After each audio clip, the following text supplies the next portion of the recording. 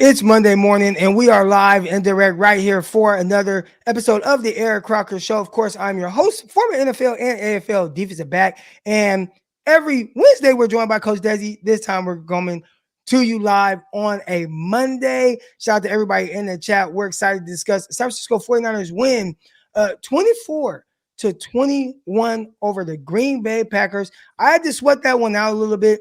I went live on Bleacher Report immediately following the game, and I was in the hotel room. I had a towel, and I kept having to like wipe my bald head because I was sweating, like literally sweating. So the 49ers definitely gave us an exciting game. I actually enjoyed those games more than just blowouts, but nonetheless, the 49ers got to win. So we're going to discuss all that. If you guys haven't already, hit the like button, subscribe. Of course, the show is brought to you by Underdog Fantasy. Go to underdogfantasy.com and use promo code Crocky for a double deposit up to $100. And all that good stuff. There's one thing I want to bring up that I thought was pretty funny. I saw it last night. I'm on my way from Riverside, California, and someone tagged me and says, "Hey, Croc, there's this guy that kind of like made this video about content creators, and he's comparing them to food." And he goes on there and he talks about it, and it was funny, and he included me into it. And he's like, "Eric Crocker, he reminds me of Panda Express. Like, you're excited about Panda Express. You like to eat Panda Express, but then sometimes it's like, I don't want any more Panda Express." And I just thought it was funny because literally 5 minutes before that, I had just eaten Panda Express. So that's that guy, whoever made that video. And it's funny that I am referred to as a content creator because I don't view myself that way, but I technically I am, I guess. All right. But anyways, fun stuff. I liked it. No, I didn't take any like disrespect or anything like that. Good Well, stuff. I have to tell you that like I appreciate you. I have street cred amongst my friends and family now. So we were watching the game over a friend's house who's a diehard 49er. In fact, this was the house we were in when we played the Ravens in the Super Bowl. And I left right when things started to go left, and I got blamed for going home to my husband who's a Ravens fan. So the blame was put on me for leaving because I took the good luck with it. And so we were invited back. The Ravens fan showed up, but he was like talking and he said, "Hey, I heard on Locked On 49ers, they gave you a shout out. Eric Crocker gave." I said, "Yeah." So then I made sure he knows about your podcast because he doesn't watch YouTube. He only listens to pods. And so there you go. Thanks for Oh, giving that's me awesome. street cred. There we go. All right, we getting big. We getting big over here. Shout out to everybody in the chat. Shout out to Coach Big Dad. Shout out to Chillmatic. Shout out to Gammon in there. Mark Davis. Mr. Olight. Yaz Williams. Everybody in the chat, man. Shout out to everybody that waited patiently for us to come on here. And my Ravens guy sent to Tally. All right. Hopefully we get to talk again. If we talk again, that means that the 49ers and Ravens will be in the Super Bowl. So he came on prior to the 49ers Ravens regular season game. Maybe we can do it again for a Super Bowl. That'll be good stuff. That'll be fun stuff. Let's jump into our talk. We're not going to be on here too long. Coach Dezi at work right now. She's running the whole show. All right. The 49ers, they beat the Green Bay Packers 21-24. It was a thriller. It was exciting. They brought rain. They brought turnovers. They brought missed throws. They brought all kind of things. What were just your feelings and your main takeaway from just watching that game and watching the 49ers once again advance to a conference championship game? I'm still in recovery, if I'm being honest. Like, it took me a hot maybe hour or two to even go to bed after that game because I was so, it was just a roller coaster ride, holding our breaths. And I appreciated seeing them be gritty. And it was kind of a little bit of a very reminiscent of the Browns game, right? And the rain was coming down and Brock was with the glove, without the glove, Deebo getting injured in the first drive. I mean, it was just one of those games where I was like, I feel like I've seen this before, and I didn't like the outcome. So at the end, when Brock put it together, that last drive was so amazing. It was like, that's the Niners I'm used to seeing. And watching CMC go in for the touchdown, and then the Dre Greenlaw, like, that was phenomenal. He was, I mean, I was trying to be quiet because there was folks sleeping in my house for what reason, I don't know, but it's really hard to be crazy and be cursing and all the things at that time when you're like, yes, I think I was running around my house as much as Dre was running around the field. And I didn't even realize he didn't hit the deck and get on the ground. So, Yeah. Well, To your defense, it is very late on the East Coast. I think the game started at what, 8:30 It your did. time or so. Yep. So really late start for y'all on the West Coast. We kind of have the best times as far as sports games starting. You get to wake up to games at 10 a.m. and the games end around 8 p.m. and you're good to go. Uh, we have Mr. Big Dez in here, and he says if that was Jimmy, he would have went into the tank. Purdy kept his head. The crazy thing is that was the epitome of a Jimmy Garoppolo game. I think the results would have been exactly the same because one thing about Jimmy, he has these games, does not play well throughout a game, throws an interception or so. You think, oh my goodness, what the heck is going on? And he says, hey, don't worry, guys. We're still going to figure out a way to win. And then he gets like all the credit for the win. And it's like, what the hell? Like, Jimmy. But that is actually the moment. And I think my brother was with me, Donald. He's a Steeler fan. And he's like, if y'all had Jimmy G, you win this game, but you got Purdy, so it's probably over. And that was just him saying that because we hadn't seen Purdy come through in that situation where we saw him actually come through in that situation plenty of times where he just played bad for a game and then pulled it out. So it was good to see Purdy pull off his best impersonation of Jimmy Garoppolo, and that might be the only time where saying that is a good thing. So that was good stuff there. Yeah, I was thankful it didn't come down to Moody because I think I would have developed an ulcer at that point. And the whole drive, I was just like, okay, the drive looks good. The drive looks good. Because again, how it ended with the Browns, I was like, this game is so reminiscent. Like, let's not let it come down to a field goal because we saw how that ended with the Buffalo game last night. So we saw how it ended in the first half of the 49ers. Yes, true. And just like, what the hell? Like, Kyle, what are you doing? I'm not going to bash too much on him. I definitely want to enjoy this win, but I said this on Twitter. I posted a video and I talked about how, a week ago, I watched the Detroit Lions play against the Rams.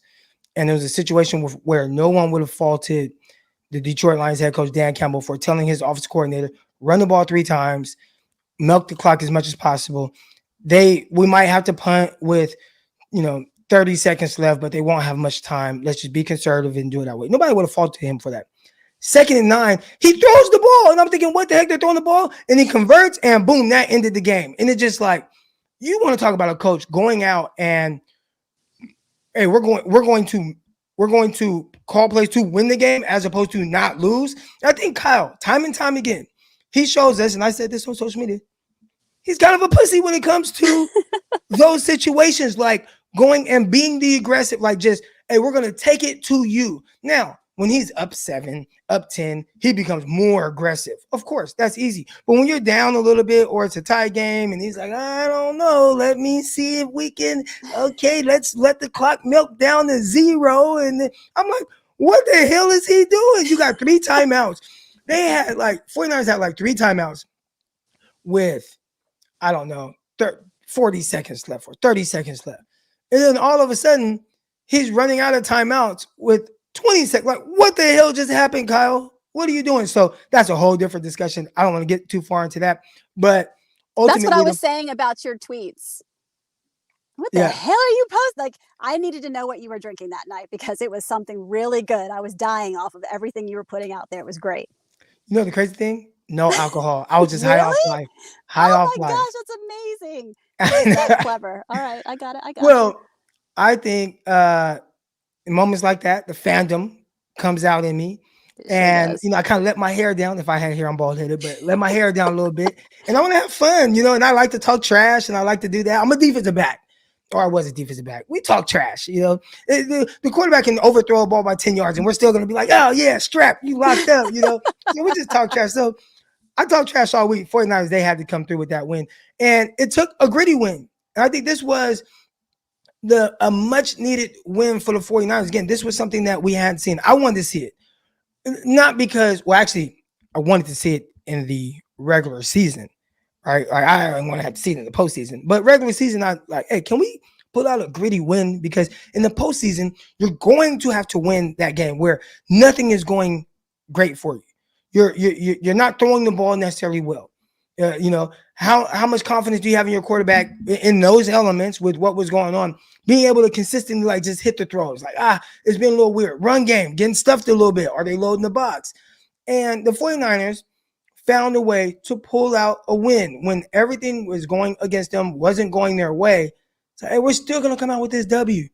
That was really exciting. So how much more confidence does pulling out a victory like that give you that the 49ers actually have what it takes to win? We knew that, but it took that knowing we got that fifth infinity stone. Brock Purdy coming through, game-winning drive, and I feel like that just made everything come together. What are your thoughts on that?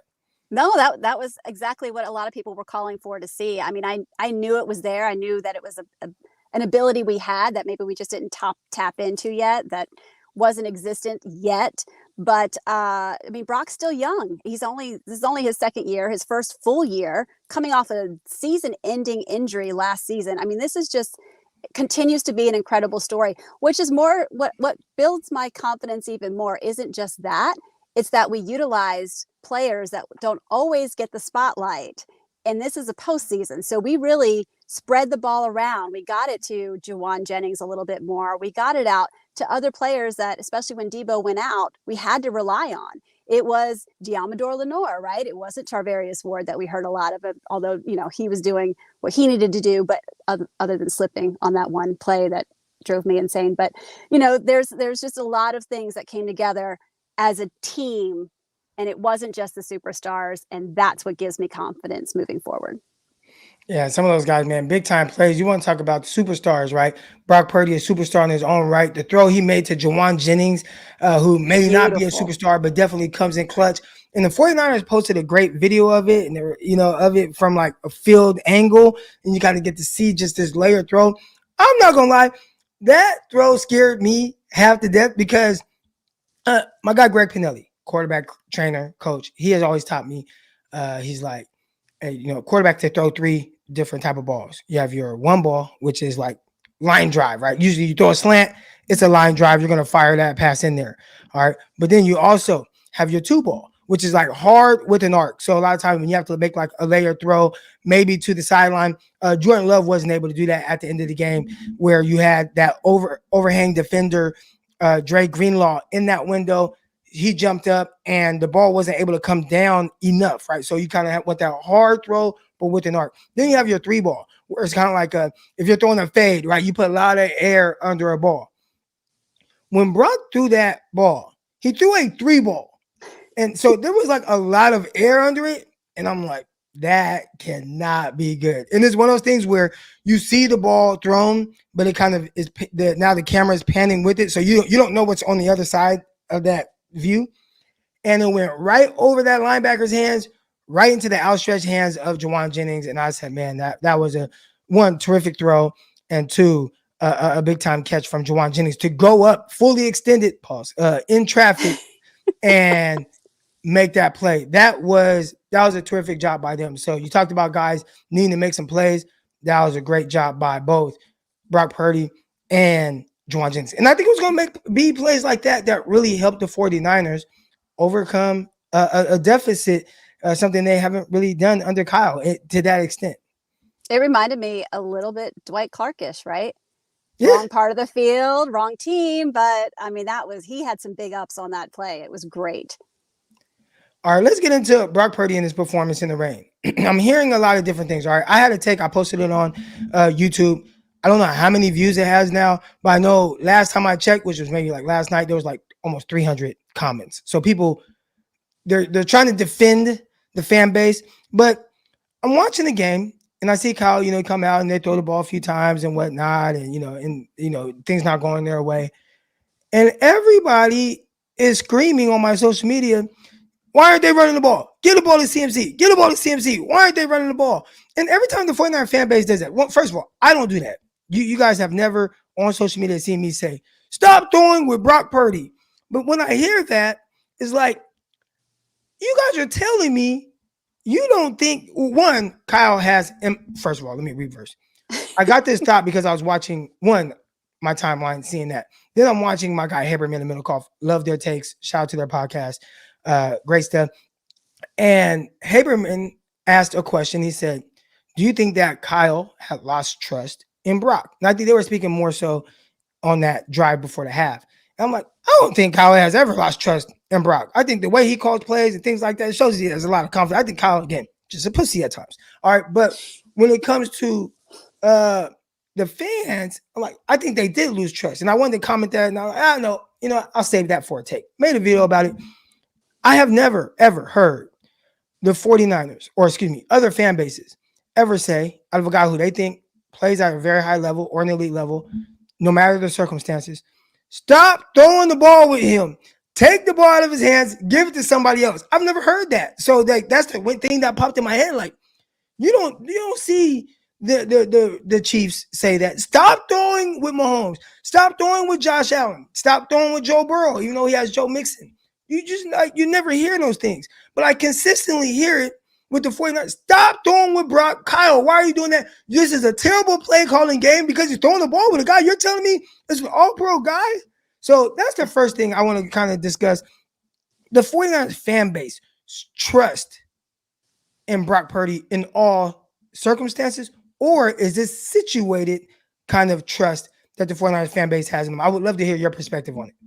So one thing I've learned is what people tweet during a game may not be their logical thought process. Like, you're just being a fan. You're just like, why are we not, 14 points ahead right now? Why, like, there's an emotion that comes with just watching the game and then having access to social media. So I'm always like, okay, because there's also like game watching me and then there's logical me. So game watching me is like, what the hell is happening here? And whether or not, like, I've learned to stay away from social media, like, don't post that kind of stuff on there, because when logical me gets to look at the film, then it may be a different take. So that's number one. But number two, I mean, I think Kyle does have trust in him. If he didn't, why would he allow him to throw so much in that situation with that much rain, with the history? I think also us as 49er fans, we have sort of, I mean, I don't want to go as far as PTSD, but it wasn't that long ago where we had a quarterback who threw interceptions at key moments. And so when you have a quarterback now that isn't as confident in the rain, and honestly, I'd like to say that I wonder if it's a small sample size. We've said that too, right? So we've only seen him in the Cleveland game, and now we just tag him as he's not good with playing in the rain.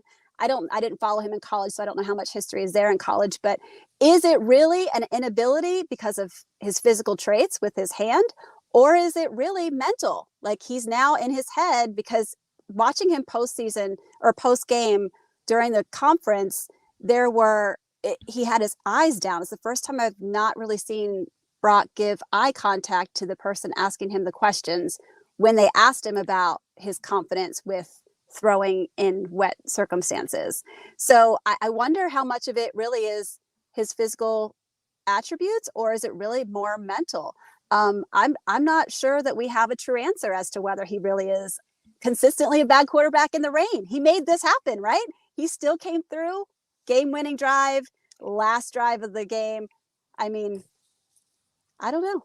He still came through, and I think that's all that matters. Overall, though, just his performance in the rain, I'd say 90% of it, not very good. 10% of it, amazing, right? Where last drive, everything's on the line. We wanted to see that just real, like, game-winning drive, and you have to score a touchdown, and you march right down, complete 6 out of 7 passes, terrific throw to Brandon Ayuk, low and away from a defender that was all over Ayuk, completed that, used his legs when needed, made a play there, and I just thought, like, man, this is a terrific job by him, and I hope that it gave not only him confidence that, hey, I can play in this type of weather or any weather, but also confidence in the fan base who was trying to take the ball out of his hands. All right. Okay. Now let's move on to the next topic here. And what we really came on here for, Debo Samuel. Oh, wait. There's one more thing I want to discuss. Is he being disrespected part? That's to the media. So, prior to the game, you had lady Amy Trask, and she's out there and she's like, you got 7 terrific quarterbacks in the postseason, and then you have Brock. And I hear, consistent kind of this, what it comes off to me as, you have these guys that defend him, right? A lot of former quarterbacks, J.T. Sullivan, Kurt Warner, all those guys. And then you have like these other guys who they just like, he's kind of regular. He just has great cash. So Do you think he's being disrespected? And why is there so much like divide? I've never seen this kind of divide on guys. Is it because of his drafts, where he was drafted and whatnot? But you either love Brock Purdy or you are just not impressed. What are some people seeing as opposed to others? Why there's such a huge divide on this 49ers quarterback? Well, what's sexier? Watching Josh Allen throw 70 yards down to, a wide open receiver taking it in, or him running 54 yards into the touchdown because he's massive and he runs like Deebo and can have five guys on him. And, just he's got the physical looks of a quarterback, and he's drafted number one, and he's Superman, right? That's his nickname. Josh Allen is Superman. Superman is not 6 foot tall. Superman is not smaller hands. Superman is not those other things. So I think that, yeah, it comes down to he was the last pick of the draft. There's a certain bias that comes with that. And unfortunately, not everybody's a believer, but the good news is not everybody has to be, right? Where are those other quarterbacks that she was talking about right now? Well, we Where know are one they? of them, Jordan Love, he's at home. So Right. Baker Josh Mayfield, Allen he's at home. Josh Allen, he's at home. at home. Now, to Josh Allen, this is tough, right? When you're in the NFC, I feel bad for Josh Allen because he just keeps losing I to love Patrick Josh Allen. Mahomes. I And it's know. just like, it's Patrick Mahomes. Yeah. It's like, I get it. So now everybody's like, he's not a winner. He's this and that. And it's like, well, No. he's likely going up against the greatest quarterback of my time. And he keeps having to play against these guys that's just at the peak of his power. So Josh Allen, who I think is terrific in his own right, he made a throw yesterday. First of all, I was watching both these quarterbacks. I'm like, these guys are just different. Like, just the pressure that they put on opposing defenses on every play, with being able to just make certain throws in certain windows in certain areas. Josh Allen had a throw where, I kid you not, I think the ball traveled 70 yards in the air. That's And why I it said just it. Yep. went, I mean, he could not have handed it off to Diggs any better. But Yep. I think because the ball was so high and it went so far, it was almost like a long punt. And I think Diggs running he Yeah. just he just whiffed, right? Yeah. You see those things, and it's just like, okay, these guys are kind of on a different level. And even then, he's being sent home. And Right. and Buffalo's defense has been so banged up, though, to be fair. Like, yeah, Mahomes is going up that defense, and God bless them to have gotten this far with that many massive people on their defense out. Like, that's incredible. Like, it was all Josh Allen. Like, I went to Miami and saw him live, and that ball in the air is the most beautiful ball thrown. It is gorgeous. And I've never seen Patrick Mahomes live, but it they are toe for toe, two top quarterbacks in the NFL, no doubt. I think if Buffalo had a healthier defense, it might have looked a little different, yeah. maybe a different outcome. But You talk about Buffalo's defense, and man, there was one throw that Mahomes made. He had two free runners, because I'm watching the game on our drive back from SoCal. And I keep saying, wow, like, what a throw, or wow, what a play. My brother's like, what's going on? Like, and I'm watching Patrick Mahomes. He rolls to his left because he has these free runners, and then he steps up and doesn't even get his feet aligned, and sidearms the ball 40 yards on a line to a receiver, perfect location. I'm like, guys, these dudes are different. Josh Allen had this throw where it's like third and goal, and he rolls out to his left, and then he fires his ball to the very tip corner of the pylon, to the only place. I'm like, these guys, this is incredible. Yeah. But anyways, I think because maybe Brock doesn't look like them or doesn't make throws like them, he gets put in this different category by people, and there might be some that push back on, not that they don't think he's good, they just don't think he's as great as the other people who are saying, oh no, he's this great, amazing quarterback. And they're like, well, I watch Mahomes and I watch Josh Allen, and it looks different, right? So I think maybe that's what it is. And like you said, this vision of Superman, and it's like, well, Brock's not Superman, doesn't look like that. But so far the 49ers have gotten Superman results. And we have a comment here in the chat, and I'll let you answer this one. Is from Revenge, and maybe he wants revenge on the Ravens or the Chiefs. We'll figure that out. But he says, do you trust Purdy to win it all in and shout out to Juwan Jennings. So do you trust Purdy to win it all? Yeah. I've said it from day one. Like, this is our year. This is, you know, I mean, he was a rookie last year and got us to the NFC Championship game. Like, we would have already been in a Super Bowl, potentially won it last year, if he hadn't gotten injured. We're back in that same situation. Now, it's football. Anything can happen, but this is a squad that we have not seen in a long time. And with his efficiency, with his ball protection, it looks like sunny skies this weekend. And we're gonna potentially, if we get past this game, there's a dome, right? So I'm confident. Are you? Oh, I'm definitely confident. You got Bender 49ers here. He says 2 years, 2 NFC championship games. That's what Brock Purdy, ushering the 49ers to these championship games. But I definitely have, and not even just the confidence in Brock, but really just in this team. They've shown that they can withstand some, ups and downs from a defense or even an offense now as well. We saw both of those happen in one game. But my confidence is that, and I've watched this team, and when they have a game that looks a little weird, gets down, man, I feel like they're going to come right back, and all of a sudden you're going to see a great version of Brock Purdy. You're going to see a great version of Kyle Shanahan. You're going to see a great version of Brandon Ayuk and Kittle and the defense and all these guys making plays. We may need the pass rush to come along a little bit better, especially against a Detroit Lions team, which, from my understanding, has a good offensive line. But will we see a great version of Debo Samuel? So let's talk about Debo Samuel and his shoulder. I don't know much about it. He got tagged, tried to come back in. He was kind of like holding his shoulder a little bit. I know all about shoulder injuries right now. But what is going on with Debo, to your knowledge?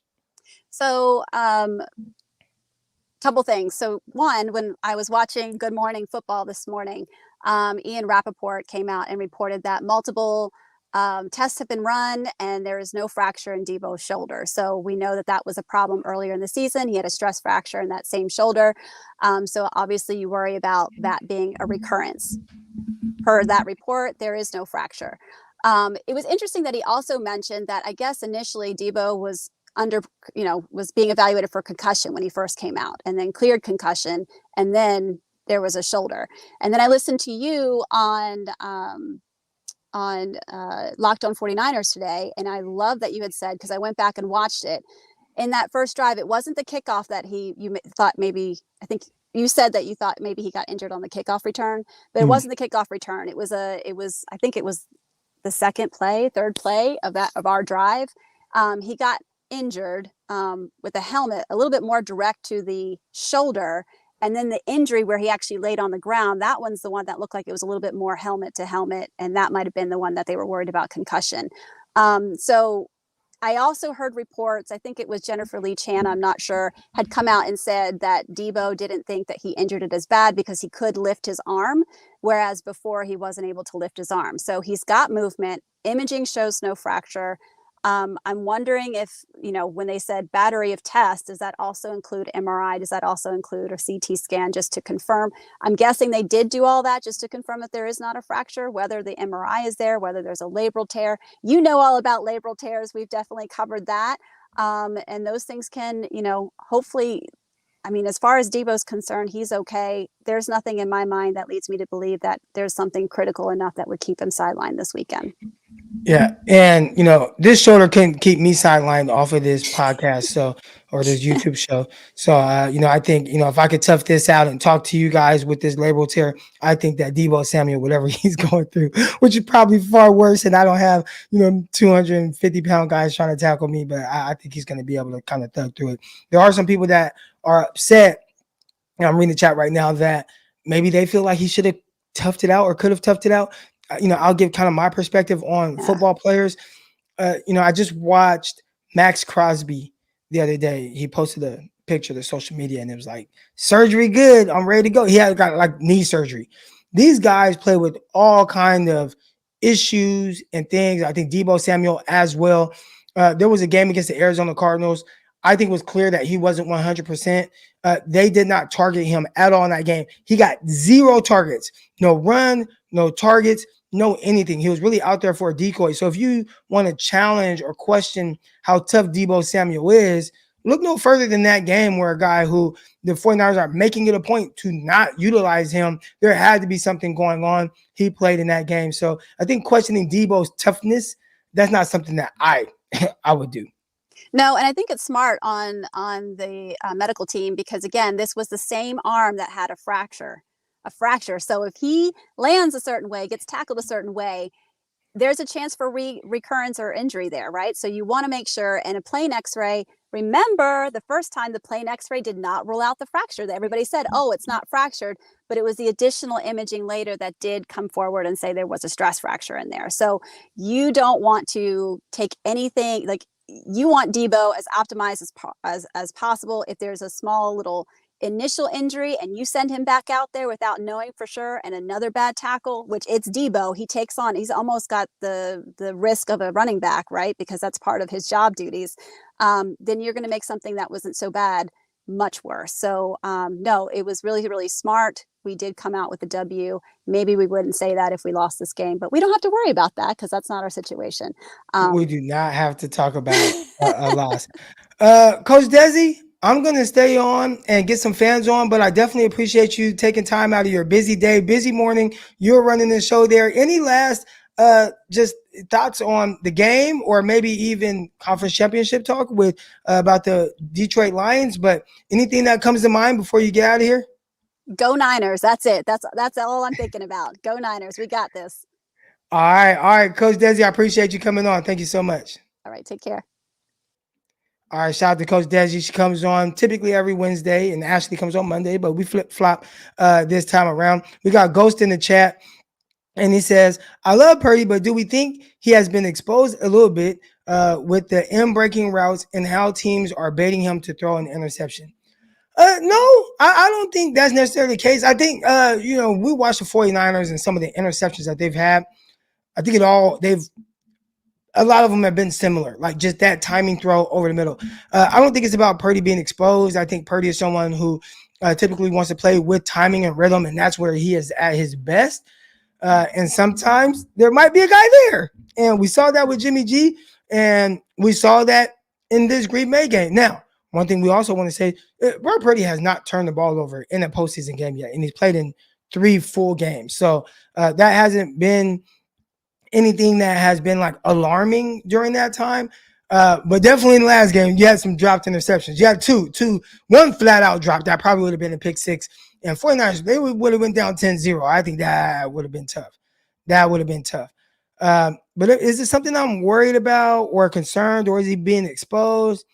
I don't think so. And I also think that Brock Purdy hits the other levels of the field efficiently enough and enough to where I don't think that's something that is alarming. Jimmy, it was like we knew he was going to live and die by throwing over the middle. Like we knew that. Brock, he hits outside throws. He's going to throw outside the numbers. He's going to throw deep outs. He's going to throw down the field. So if teams are starting to kind of crowd the middle of the field, trying to take some of those throws away, I think 49ers, Kyle Shanahan, and Brock can offset that by hitting some of these deep throws. We got Rich in the chat. He says, I want to see more of the run game this next game. So 49ers, they are playing against the Detroit Lions coming up. And I don't have a lot of the numbers on that right now throughout this week. I'll hopefully bring on some, Detroit Lions person who can help us, with that conversation on what exactly they do well and not. But I think when it comes to the run game, again, I got to rewatch the game. A lot of emotions when I was watching the game live. I would like to know or see if Kyle Shanahan was trying to run the ball or wanted to run the ball, but if Green Bay was stacking the box and saying, hey, we're going to make Purdy have to beat us with his arm. And Kyle's like, all right, if you guys want Purdy to have to beat you, then we're going to throw the ball more because you guys are stacking low in the box. There was not a lot of running room for a majority of that game for Christian McCaffrey. All right, so that's something I would love to go back and just look at, even on plays where the 49ers were throwing the ball. What looks was Green Bay giving? That was my initial reaction right away. I think they're loading the box. And the 49ers are like, well, we're not going to run into an 8-man box or 7-8-man box every time. Maybe we have to throw the ball to make them play honest. And unfortunately, the 49ers just did not hit those throws. That's what it felt like. So if Detroit comes out and they're loading the box, are the 49ers going to say, we're just going to run into a loaded box? Or are the 49ers going to say, okay, maybe we need to throw the ball early again? If we can hit on some of these throws, we can potentially make the Lions have to back off and play more honest. That's what I would guess, but we'll definitely see. We'll definitely see. All right, we got Ricky in the chat coming on live. Ricky, man, good morning. How you doing? Good morning. How you doing? Bang bang Niner gang. Bang bang, Niner game. I'm doing good, man. What's on your mind? Man, I want Kyle to empty the clip. I Mm. know he may have some special plays, whatever, but at this point, we have two more games.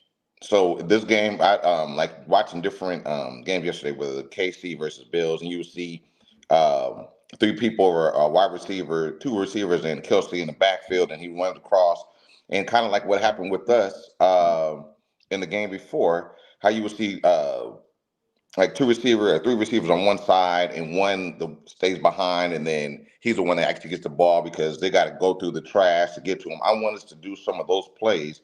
Empty this clip this week. I mean, because the next 2 weeks, because although it's fortunate, we can't just assume that every year we're going to get right back to the NFC Championship because, as you know, each year we have a new team. People are going to come, people are going to leave, stuff like that. So I need Kyle the next two games. Empty the clip. Empty the clip. I don't care. We'll give them something for them to worry about. Whatever. Besides, Kyle, he always like to show you one thing to set up something later. So empty the clip these next 2 weeks. I'm really I'm really proud of Brock Purdy because I really wasn't a big Purdy fan at first, but the game that really actually kind of sold me on Purdy was the Cleveland game because I felt like he played bad like he did this game, but he marched us down right down the field. Now Moody missed it. We shout out to Moody though because he made that kick that he made that field goal was huge because we don't even get a chance to even go up if he doesn't make that field goal in the beginning of the fourth. So what's your Right. thoughts?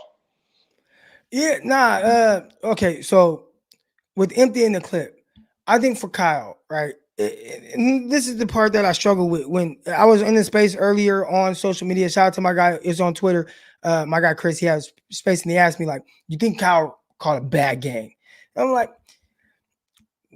we have everybody, right? Everybody's running Kyle's offense. Right. Everybody wants to run Kyle's plays. Everyone wants to kind of, and it's like he's the mastermind with all this, right? Like he's the innovator. He's the run game innovator. So I have a really hard time saying, hey, he called a bad game. A lot of times, if you're saying Kyle called a bad game, and I'm not saying you're saying that, but we're talking about emptying the clip and all that, I think maybe it was just poor execution by the players. I talked about, I coach high school football at Edison out here in Stockton, California. And we were playing this team, and I told my guy, right? I'm like, hey, you get when they have Trey to the side, so you have two receivers and a tight end to the side. When we get this look, we're gonna run cover three, and I want you to bail, and I want you to do exactly this. You're gonna start off and press. You're gonna bail, reading two. They're gonna throw that seam to two. You jump it, you pick it off, right? Like I'm telling him this. We talked about it all week. We talked about it during a walkthrough before the game, and then we talked about it during the game. We got the look. I looked at him. I said, hey, Bill, go woo, woo, right? Do it. Right. Well, he does exactly what I say. They throw it, and he drops the interception. Just flat out dropped it, right? Now, he dropped it, so at least he was there. But again, the execution of the play wasn't there. I can coach you up. I can tell you what's coming. I can put you in position. It's on you to make the play and finish it.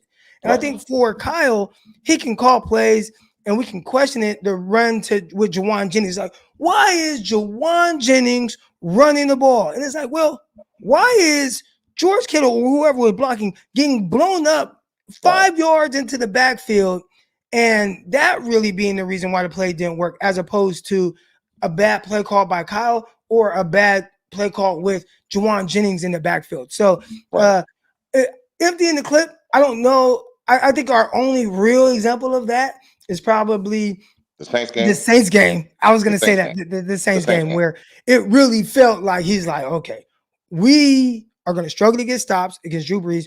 I'm just going to unload everything I got. Double passes, double reverse, a pass. He did an option into a pass. I mean, everything. So you're saying in this game, like you want to see that, like you want to see the Kyle Shanahan against the Saints and trying to take over a game that way. Yeah, absolutely. That, I mean, obviously, like you touched on before, we can't. I mean, we all would love for him to run the ball more, but we don't know if he's getting what the defense is showing. Are they stacking the box against him, or whatever the case may be? But I'm glad that Brock Purdy and defense showed up at the end of the game, and I'm glad for that. But the thing about it is, just as a fan, maybe just me as a fan, I like the games where, hey, third, fourth quarter. We're laughing. Oh yeah. We put the prevent in. We got Sam Darnold in. Whatever. Man, this game I stood up the whole game. The whole game. When he missed that, when they missed the field goal, I was like, I had a sigh of relief, but then I was still kind of nervous because Brock Purdy, his passes were off. He was either behind, his pass was over the top, and I mean, even that Jawan Jennings pass that he caught, he had to go up and get it. He had to literally go up. It wasn't like it was on point. And so I think it was on point in the sense of the underneath defender. It's like I have to get it up over the underneath defender, but then I have to try to get it down before it gets to the safety who was coming down. Like, so if that ricochets off of Jawan Jennings' hands, because it was a high throw, it's a pick. That was so, but it was a great throw. That didn't happen and he converted. But all right, Ricky, I appreciate you coming on. We got to get to the next callers, man. Thank you so much. Hey, man, bang, bang, Niner gang. Let's go get this chip this year. All right. Yes, sir. Yes, sir. Shout out to Ricky. Bang, bang, Niner gang. Hey, they got the video out right now. It was Pilo and Sweetie. I liked it. I see a lot of people complaining, but I don't know. It's just anything with the 49ers and it shows like, culture of the Bay Area. And people like, she's not even from the Bay. She's from Sacramento. Man, her grandpa, Willie Harper, he played one Super Bowl with the Niners, man. She's an honorary Bay Area member. And we all know a lot of people from Sacramento, or excuse me, a lot of people from the Bay Area are in Sacramento, Stockton. My family from San Jose. I lived in San Jose for 5 years, all my family from San Jose, my mom from San Jose. So, a lot of us got Bay Area ties regardless. So do it for the Bay. And love the video, love the song. I just Antonio Seabrook in the chat says, just heard Keyshawn say the 4-point comeback wasn't big enough. And another question on why don't anyone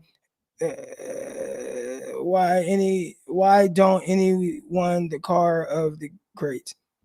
I don't know what that last part is, Antonio. But as far as the comeback, I did see that, and I did see what he said.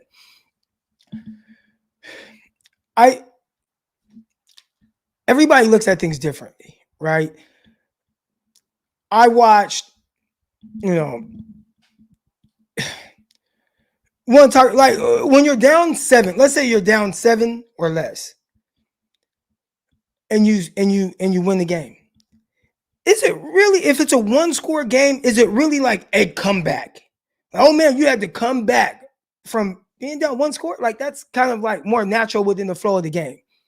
So, and then like he said, ended up being 4 points. So I do understand his take in the sense of, like, is that really a comeback? Like 1-score game? Like it's got to be more than that to be considered a comeback. I understand what he's saying. We want to talk about like a true comeback, in my opinion. And again, 49ers, good job winning this game. True comeback. I watched Mahomes be down 24-0 to the Houston Texans, have to come back and win. I watched Mahomes be down double-digit points against the Tennessee Titans, have to come back and win. We're talking about postseason, all postseason. I watched Mahomes fourth quarter be down 10 points to the 49ers, like, come back and win. Like, those are comeback wins. I do feel like we have to, when it comes to a comeback, I think it should be down 2 scores. Hell, even if you're down 9, like 9 points, like that's still, because you have to score twice, that's a comeback. I think that's what it should be. So I don't want to take away from anything the 49ers did, but with Keyshawn Johnson, I do understand what he's saying. And again, you could be down and win, but we're talking about comeback win. I think that has to be 2 scores. I don't think you can categorize a comeback win as a 1 score, because this 1-score games, 49ers were never down more than 1 score this entire game. So do you really call it a comeback?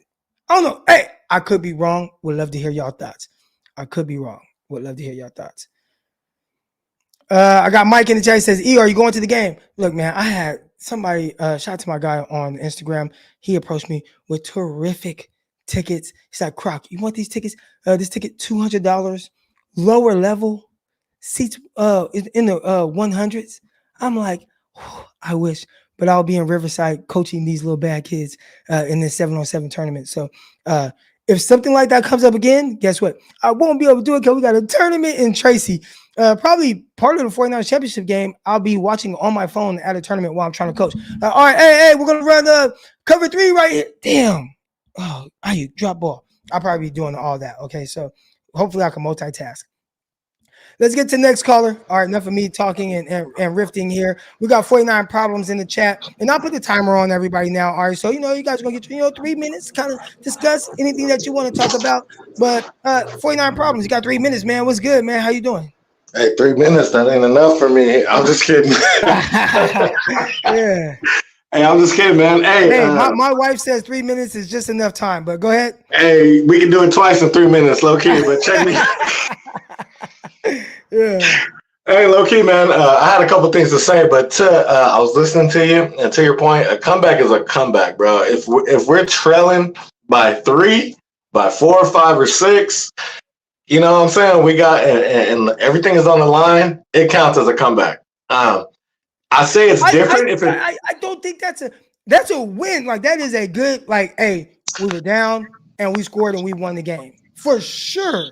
Comeback. Hey, let me say this, Crocky. If we lose the game, a little dramatic aspect to it. There was dramatic with game-winning drive.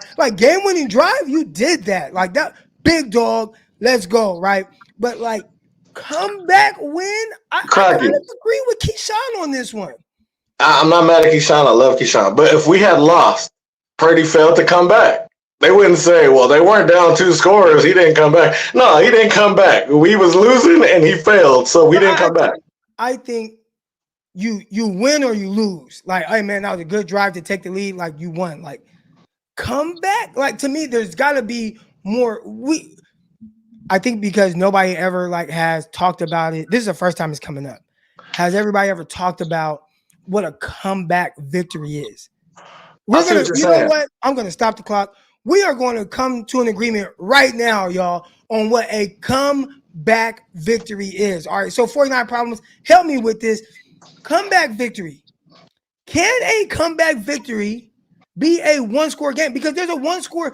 You could be down 1 score at any point in the game. Crocky, let me ask you this. I was watching the Chiefs and the Bills. If a team goes back down and scores on the first drive, they kick a field goal on the first drive. It's a 3-point game, right? First drive, they score 3 points. You don't score until the very end of the game. You score a touchdown. Are we considering that truly a come from behind win? I see what you're saying, but in the fourth quarter, you got to consider context is important. When did it happen? So, if it's before the half, you didn't come back and take the lead before half. No. But when the fourth quarter starts, we go home if we don't come back. You understand what I'm saying? When the Bills and the Chiefs were playing, they kept talking about lead changes. Oh, these lead changes. So I think lead changes and comebacks are different, even though they're similar. But when the fourth quarter hits, it's not a lead change. It's a comeback. They took the dub. You feel me? This ain't even the purpose of my call. I got sidetracked, but this is the clock. We good. I don't know, man. Hey, in the fourth quarter, Crocky, it's a comeback, dog. In the fourth quarter. Hold on. We're going to bring somebody else into this conversation. Okay. Eric with a K. He's on the chat. All right, Eric. Yes. Do you believe, and I'm looking at the chat. I see all y'all in the chat. All right. Do you believe that you can consider a 1-score game a comeback win? Yes. Yes. Just absolutely. 2 versus 1. I'm getting outvoted here, so okay. Because the reason is when the offense has the ball, if they don't score, you lose because you're down. So you are coming back. It's do or die at that point. If you have the lead, there's not as much pressure on the offense because even if you punt the ball, the defense can still hold them. You can still come back with a win. I think that's a game-winning drive. Up by 3, they gave the ball back to the Bills. The Bills missed a field goal. You know what I mean? So I think you that can is still, oh man, we had a game-winning drive. Like that's a game-winning drive. Let's Hey, go. Crocky, let me say this. it's because it's do or die at that Yeah, point. game-winning drive. Like game-winning drive. Big dog Purdy, Yeah, let's and go. you came back Game-winning 'cause you were drive. down. Come back. I don't know. I don't. Hey, Crocky, I kind of see what you're saying, man. Like, we're down 10 going into the fourth, and he led an amazing comeback. He didn't win a game-winning drive. But I will say it's one and the same. Like, it's semantics. Like, whether we came back or it was a game-winning drive, I don't give an F. Did we win or did we go home? So it's like semantics. Gammon. I think Gammon has a good one. It wasn't a comeback. It was a lead change. You talked about because that's essentially what happened, right? Like it's not like they scored with zero. Somebody hit a game-winning shot. Like the Packers had a chance too. So what we had called the Packers, if they, 49ers scored, they take the lead. If the Packers go down and they score a touchdown, is that a come from behind win? Because there's one drive left. Like that. No.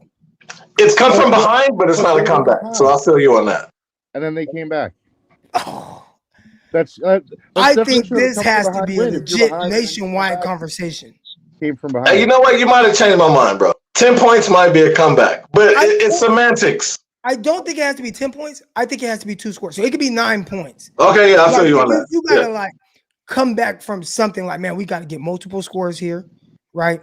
Because I just think if I just score, that's just a lead change. Like that's just a lead change. That's not at the end of the game. The only thing I would say about that, though, is in order, like, let's say Brock Purdy was Tom Brady for the night. He still has to count on his defense for a comeback win because when he takes you down, he can only get 8 at the most. So then he needs a defensive stop and then to do it again. So I think that's what makes it a comeback. But it's not the quarterback at that point. It's totally the team because you need the defense to get a stop. You need special teams to do the right thing. And you know what I'm saying? But it's out the quarterback's hands at that point. All right, so we got DJ Level in the chat. He says Niner fans are the only ones that discredit their own success. I don't know if anybody talked down on this win or what. Like, no, we're not doing that. DJ, don't do that. Do not do that, DJ. We are saying that awesome win, great win. The conversation at hand is Keyshawn Johnson said that's not really a comeback win, and I had never even thought about it until he said it, and I'm like, I think I kind of agree with Keyshawn in the sense of what do we say a comeback win is? Like again, that was a lead change. Comeback, I feel like you do have to be down two scores for it to be labeled a comeback. Now, Terry Dome says we need help. All right, so we're gonna get out. We're on this for too long. You know what I'm saying? But our guy, he dipped out. Eric, you're still on. Eric, I know you want to come on. You want to discuss some things. So wait. Before we get to that, hold on. Antonio Seabrook. Say, bro, why doesn't anybody question the cast of the greats like they do Brock? Ooh, that is a great one. Why I don't know if that's true. The greats get questioned more than the average players. I mean, how many times do we hear people talk about Josh Allen and his turnovers? For 10 years, Peyton Manning got dumped on because he wasn't winning the playoffs. I think the greats do get a lot of scrutiny. But do they get scrutiny for their supporting cast? That's the question. No, I think it's because there's levels to this. If you're Josh Allen, you're never going to be Patrick Mahomes, even though you're Josh Allen. If you're Peyton Manning, you're never going to be Tom Brady, even though you're Peyton Manning. So you could be a Peyton Manning and still have people saying, well, he's not Tom Brady. You know what I mean? You could still be Josh Allen, have people saying, well, he's not Patrick Mahomes. I think sometimes, like, you can almost fly under the radar if you're like a mediocre quarterback like Jared Goff, because nobody expects Jared Goff to come out and play like Josh Allen. So if Jared Goff has a bad game, it's, oh, well, it's just Jared Goff being Jared Goff.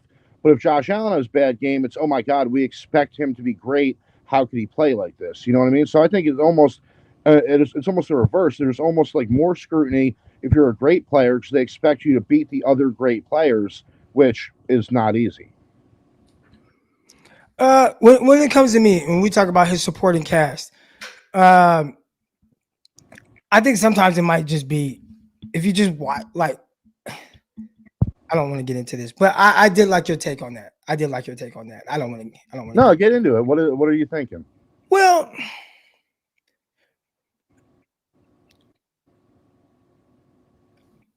I want to start by saying I think that Purdy is awesome.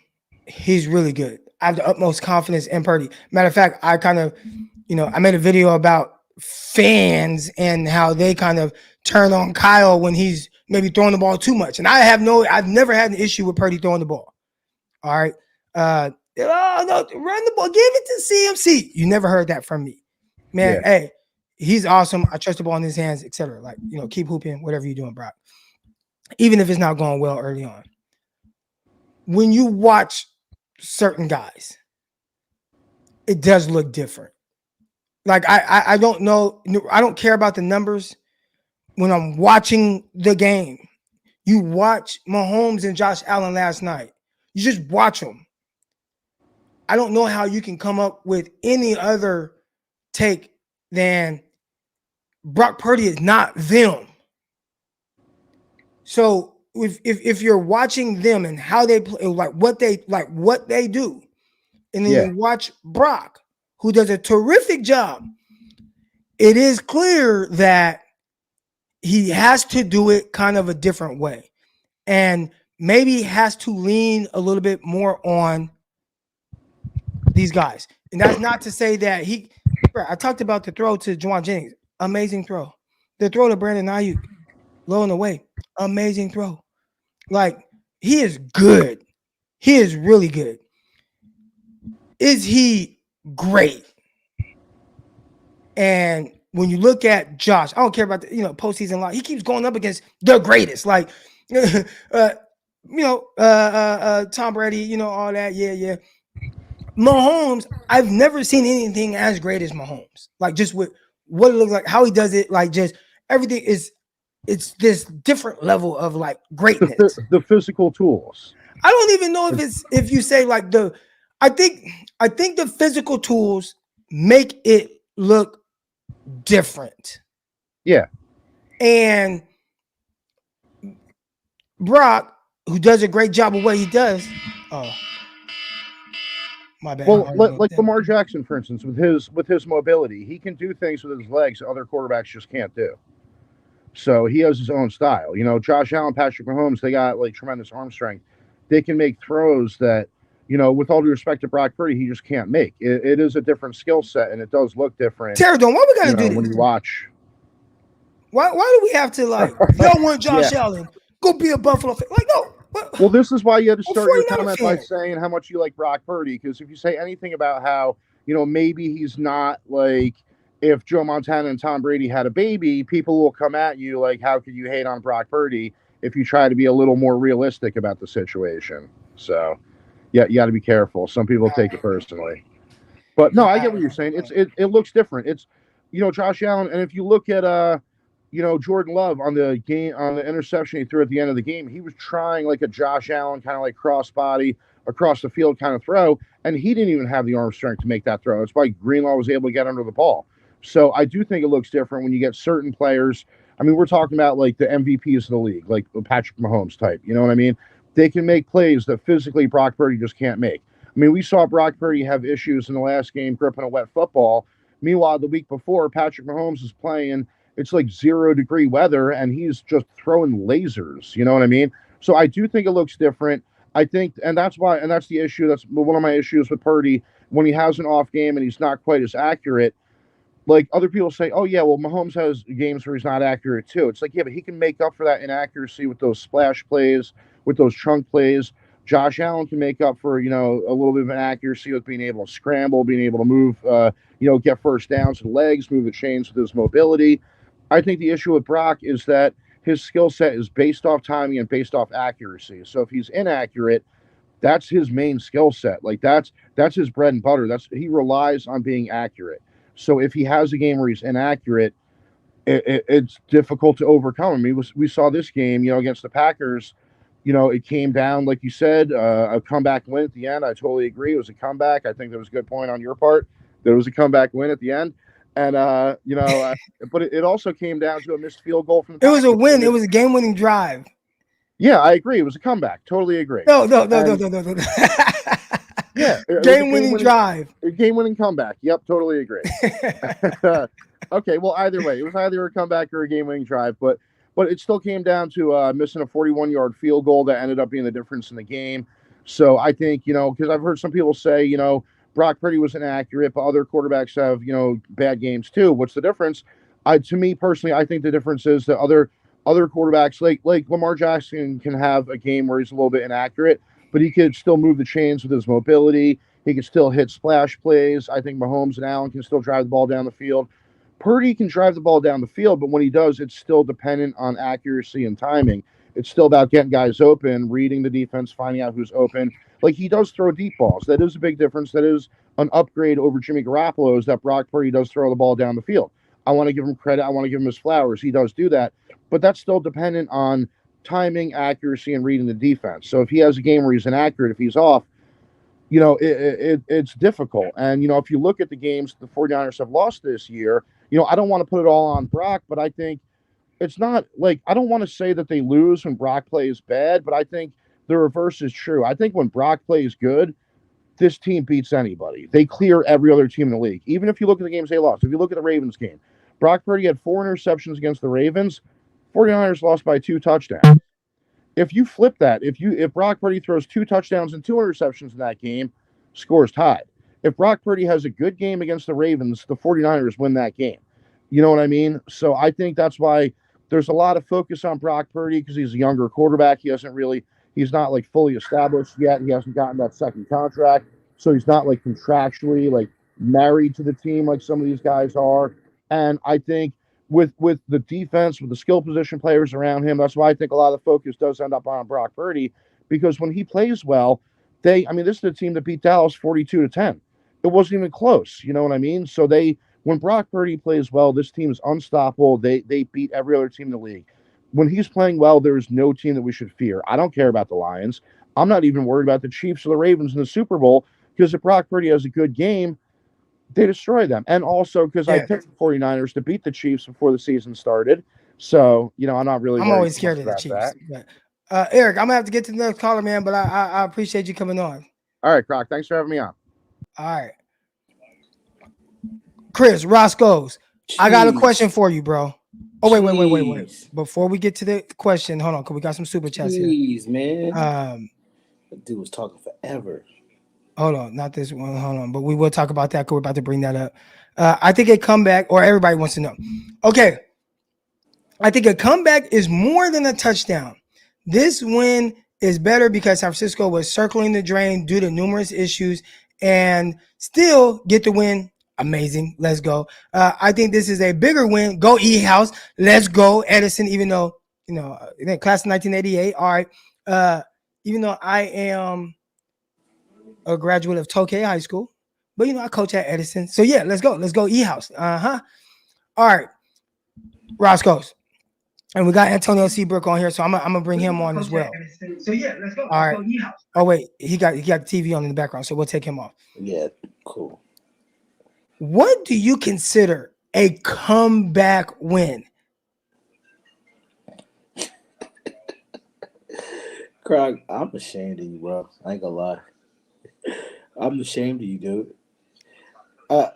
Look, first of all, I never even thought about a comeback win or what it was until I heard Keyshawn Johnson talking. Your list, and that was the first time I was like, "What do we consider a comeback win?" Because usually in my head it's like, "Hey man, that team came back and won," right? Like they were in a deficit and they came back and won. But like a one score deficit, like that's not really a deficit, like in my opinion. So this is literally, I'm trying to wrap my head around it. We're probably spending way too much time talking about that as opposed to the Detroit Lions, but I never thought about what is a comeback win. Like I do feel like though it has to be you were down 2 scores. Okay, let me go, Croc. Let me go. Yeah. First off, that's somebody putting their own spin on the definition of what a comeback in the fourth quarter is. That's him trying to make up something different and new. But if you go look at just the stats of Pro Football Reference or any, because remember the stat was Shanahan and the Niners, anytime they were down 5 or more points, they were 0-31. They couldn't come back. They couldn't win the game being down 5 or more. So now when we actually do it, folks want to take credit away from it and not try to call it a comeback win. But I'm looking at Pro Football Focus, and they have it as a fourth quarter comeback, game winning drive. That's just you listening to somebody else put their own spin and interpretation on what a fourth quarter comeback is. But a fourth quarter comeback when you're They didn't say down, fourth quarter no, comeback. He just said a comeback win. when you're down 5 points. When you're down.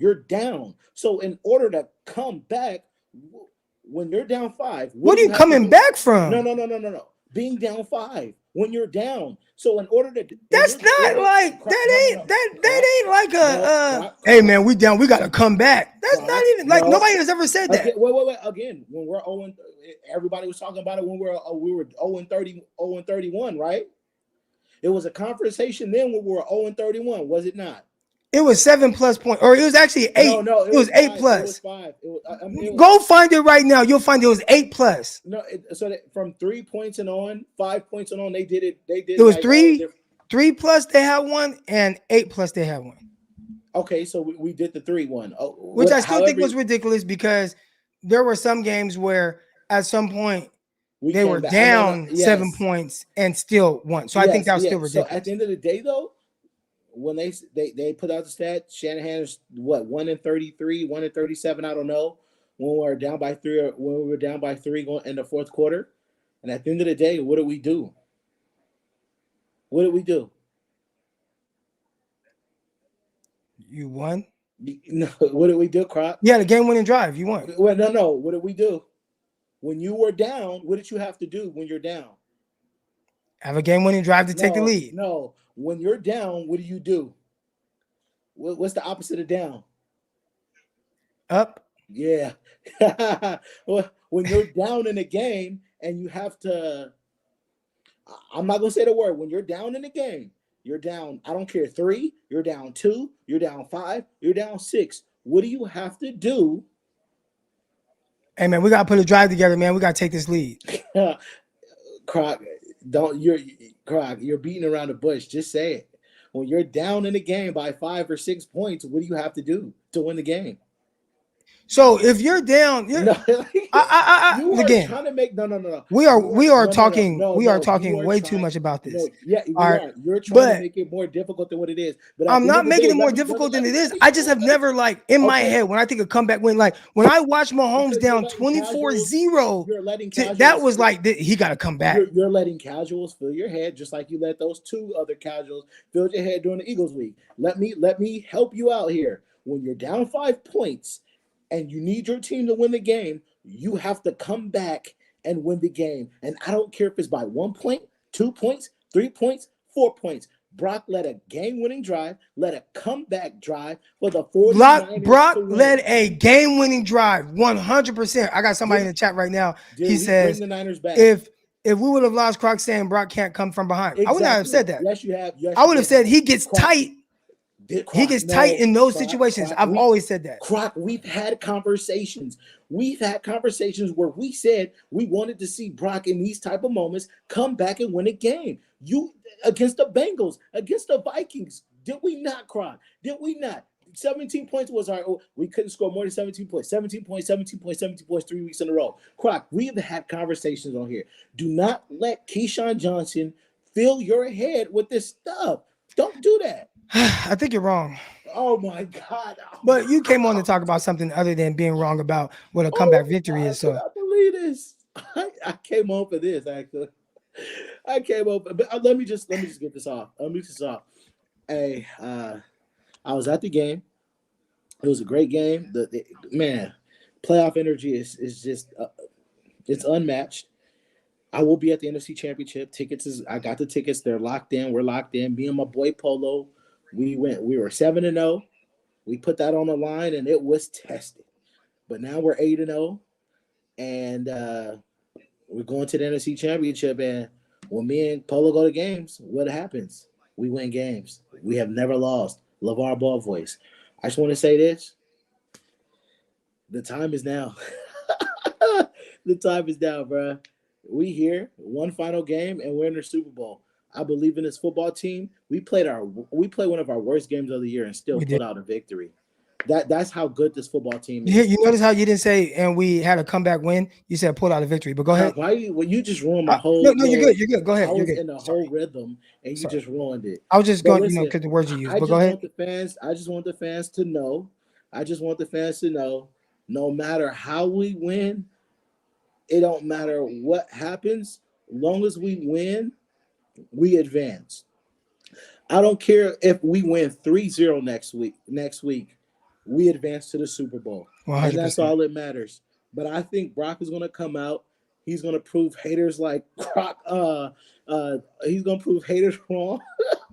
Wow, you think I be hating on you think I be hating on Brock? Yeah, listen, bro. I was listening to this whole thing, and I just don't think I don't want to say you're a hater. You're not a hater. I was just playing, but I don't think you give Brock enough credit. I really personally. What part?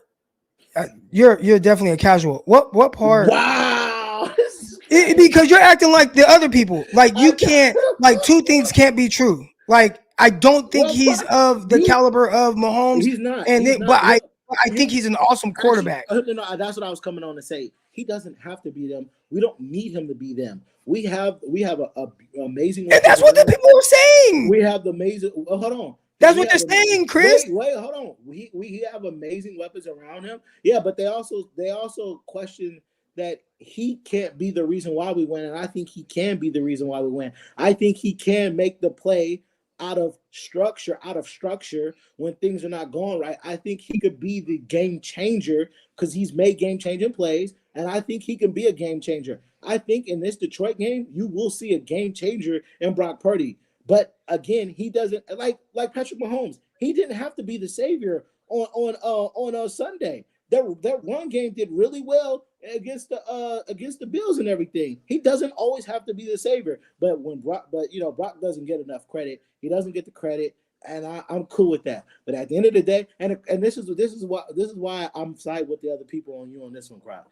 Is because you allow a casual like Keyshawn Johnson to fill your head and to take something away from Brock that everybody wanted to see from him. Who said he? I didn't hear him even. Did he even mention Brock? No, I'm talking about no. You're see, that's even worse. He didn't mention Brock. Did he? I mean, when he said, they said the 49 coming from, he's like, isn't it come from behind win? He wouldn't even. You are a casual. You're acting like everybody else that comes out and acting like they gotta like defend Brock Purdy with kitty gloves. That is the only thing I push back on. I gotta defend Brock on this one. He brought us back. Terry Dome in the chat just said, well, if you like Josh Allen, go be a Bills fan. Like what? Oh yeah, I would never say nothing like that though. Because I'm a Josh Allen fan. I'm a Patrick Mahomes fan. I call them Baby Goat. While people at the pool place we were at, people were rooting for the Bills, and I was telling them Patrick Mahomes is about to pull us out because you don't bet against Patrick Mahomes. You don't bet against Baby Goat. And also, you did say Patrick Mahomes. You never seen any greatness like Patrick. That's another thing. Don't say that. We've seen Tom Brady go to 7 AFC championships in a row. We got 10 Super Bowls, and he's got the more rings than the whole league around him. Listen, Mahomes is Baby Goat. He is.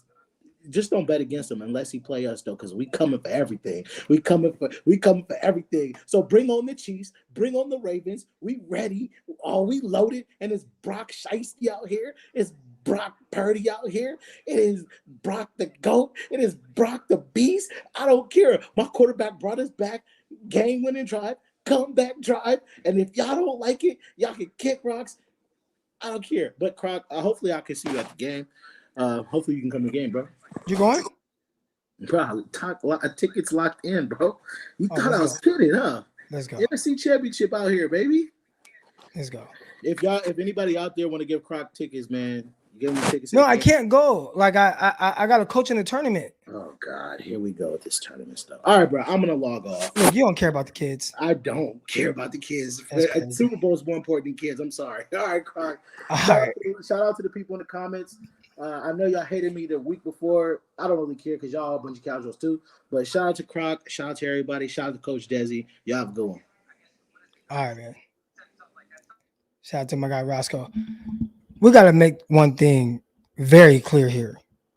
And this is the tough thing. And I always tell Chris about like content creating. Like, I want to talk football, right? And this might be every fan base. I don't know. I don't talk to every fan base. I only talk to the 49er fan base. When it comes to the 49ers, it's almost hard to have like And I see DJ Level like, you want to be realistic, like you run the front office. Like, no, just like a real conversation. Like if you were talking to the homies, you got the homies and you guys just having a conversation. Like, if the homie has a different thought on something, you guys like maybe like something, but then, it could be a play call. I like play call, maybe not in that situation. And then it's like, y'all want me to like, oh, well, it's got to be this play call every time, and it's got to be, and it's like, what? No, like, let's really talk about it, right? The Juwan Jennings run play.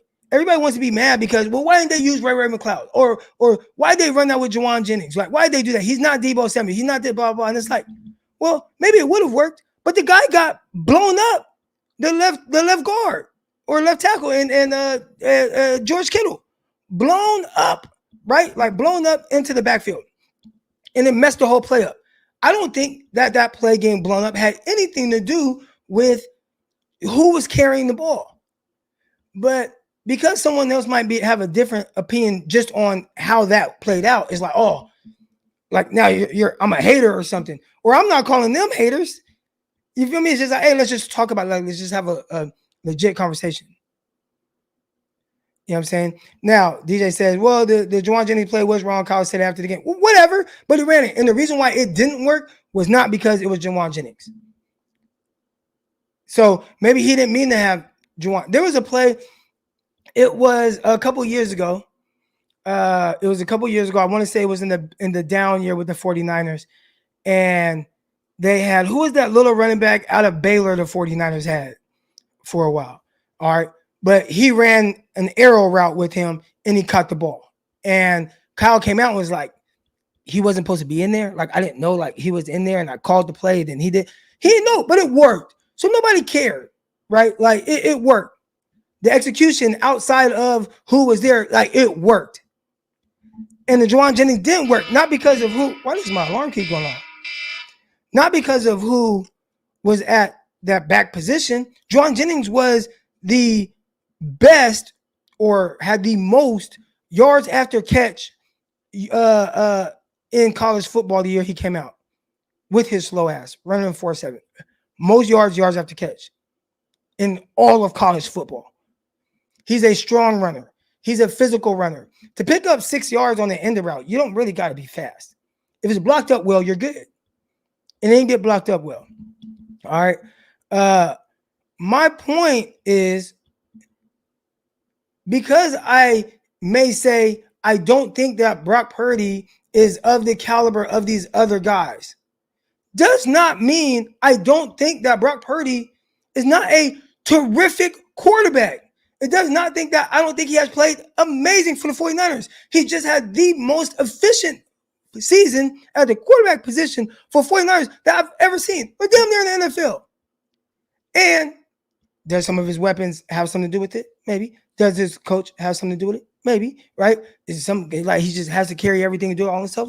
No. But whatever his circumstances are, he has done a terrific job of capitalizing on that to the highest extent. And you can't say that without wanting to say, oh, Crock, you're a hater because you're saying he's like 100% the reason. Like, that's crazy to me. That's crazy to me.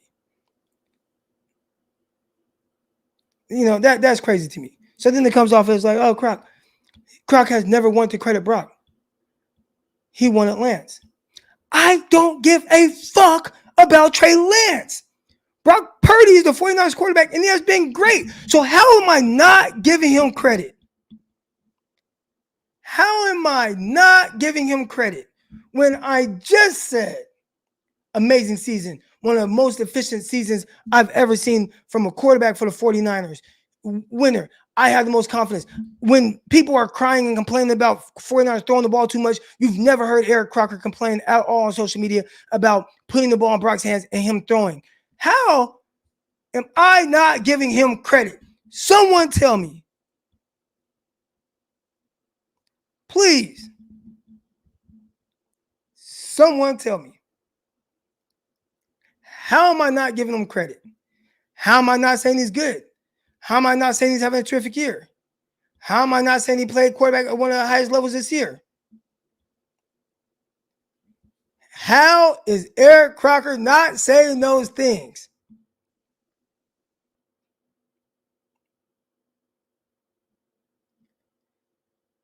Crock, not calling you a hater, but you stand on and co-sign all the Brock hater argument. No, I don't. I'm just talking about it from the other side. Like, hey, okay, let's talk about why this guy would say that. Okay, I can see why he would say, oh, you know what, Taylor? A normal conversation that people have. A normal conversation. Okay, I hear them saying this. Instead of just being like, oh, man, they hating on Brock. Okay, why are they saying that? Okay, maybe they're saying that because of this. Why is this lady saying that there's 7 terrific quarterbacks and then Brock Purdy? Okay, like, why would she say that? Okay, she's using the weapons argument. I think that's a little outdated. Like, niggas can't have a conversation?